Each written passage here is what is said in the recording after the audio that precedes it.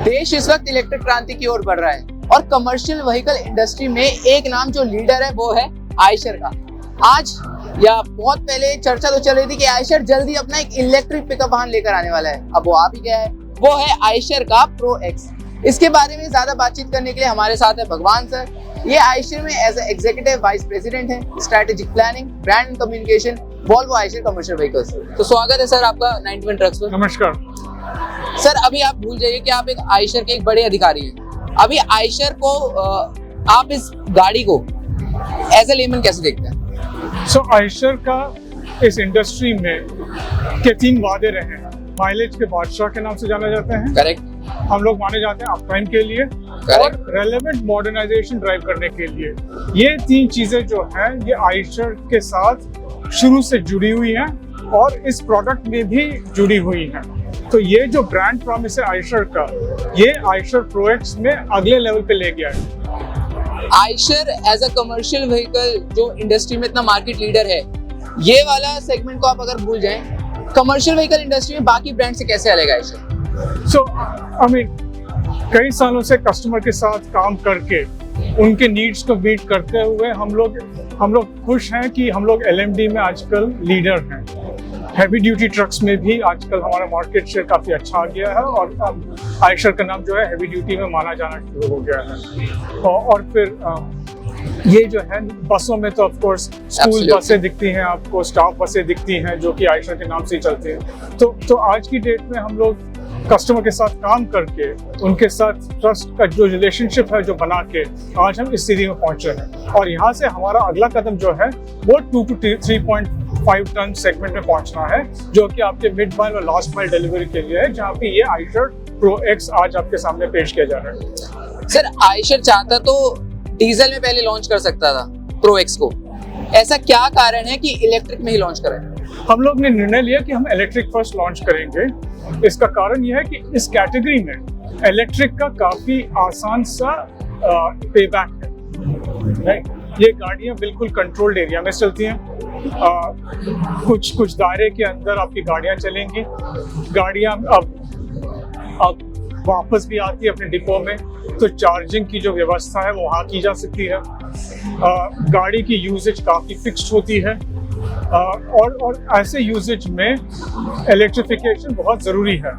दूसरे तरफ से देखें अगर सोसाइटी को, ये गाड़ियाँ शहर और शहर के पास चलती हैं जहाँ पे ऐसे गाड़ियों की ज़रूरत सबसे ज़्यादा भी है। तो दोनों जो ज़रूरत है आज की डेट में दिल्ली में अगर आप देखें NCR में, यहाँ पे तो बिल्कुल ऐसी गाड़ियों की ज़रूरत है जो कि बिल्कुल ज़ीरो टेल पाइप एमिशन दें, और ये गाड़ियाँ जो है उससे फिट करती हैं। तो इस लिहाज से देखा जाए तो इस कैटेगरी में दोनों जो सोसाइटी की नीड है, कस्टमर की नीड है और जो हमारी कैपेबिलिटी है, तीनों चीज़ें साथ आती हैं। कमर्शियल व्हीकल इंडस्ट्री में सर अभी जो चैलेंजेस चल रहे हैं खासतौर पे इलेक्ट्रिक व्हीकल्स का, वो है इंफ्रास्ट्रक्चर का। हम सबसे ज्यादा जानते हैं इस इंडस्ट्री को, इलेक्ट्रिफिकेशन के बारे में आप ज्यादा जानते हैं। क्या आपको लगता है कि इंडिया का इंफ्रास्ट्रक्चर तैयार है इलेक्ट्रिक व्हीकल्स के लिए? धीरे धीरे आ रहा है। अगर आप देखेंगे, हम लोग ने फर्स्ट अपनी इलेक्ट्रिक बसें जो दी थी वो चंडीगढ़ सिटी में 2.5 साल पहले दी थी। एक्चुअली ऑलमोस्ट 3 साल होने को हो रहे हैं और उस समय हमने डिपो कन्वर्ट किया था। तो अगर देखें तो धीरे धीरे जो है इंफ्रास्ट्रक्चर और यूज दोनों साथ पे साथ बढ़ते जाएंगे। अगर आप ऐसे कहें कि क्या आज की डेट में इतने चार्जिंग पॉइंट्स है जितने कि पेट्रोल पंप हैं, वो तो है नहीं आज। लेकिन अगर आप सेटअप करना चाहते हैं अपने आप को इलेक्ट्रिफिकेशन के लिए, तो पूरा इकोसिस्टम बन सकता है आपके लिए, ये मानना हमारा है। अभी आपको क्या लगता है कमर्शियल व्हीकल इंडस्ट्री में सबसे बड़ा चैलेंज क्या चल रहा है? मैं थोड़ा सा इस सवाल का उल्टा जवाब दूंगा। ओके। आज की डेट में भारत जो है one of the fastest growing economies है दुनिया की। ट्रकें और बसें जो हैं हर हिसाब से इकोनॉमी को कंट्रीब्यूट करती हैं। आपका जो ब्रेकफास्ट आता है वो ट्रक के द्वारा ही आता है। Absolutely. बच्चे जो स्कूल जाते हैं स्कूल बस से ही जाते हैं। तो अगर आप देखें तो जैसे जैसे इंडिया की इकोनॉमी बढ़ेगी, खुद ब खुद जो है ट्रकिंग और बसिंग जो है, कमर्शियल व्हीकल इंडस्ट्री जो है, ये खुद ब खुद बढ़ेगा। तो मेरे हिसाब से आज की डेट में जो रियलिटी है वो ये है कि अगर आप कुछ साल आगे देखें तो ग्रोथ जो है वो काफ़ी इम्पोर्टेंट होगी इस इंडस्ट्री के लिए, और वो ग्रोथ जो है वो इकोनॉमी से सस्टेन होगी। ओके सर, डेटा और एनालिटिक्स का आयशर की जो प्रो एक्स में इसको बनाने में कितना रोल रहा? 5 साल पहले हमने ये निर्णय लिया। भारत के हम सबसे पहले सीवी मैन्युफैक्चरर थे जिन्होंने ये निर्णय लिया कि हम लोग अपनी सारी गाड़ियों को कनेक्ट करेंगे।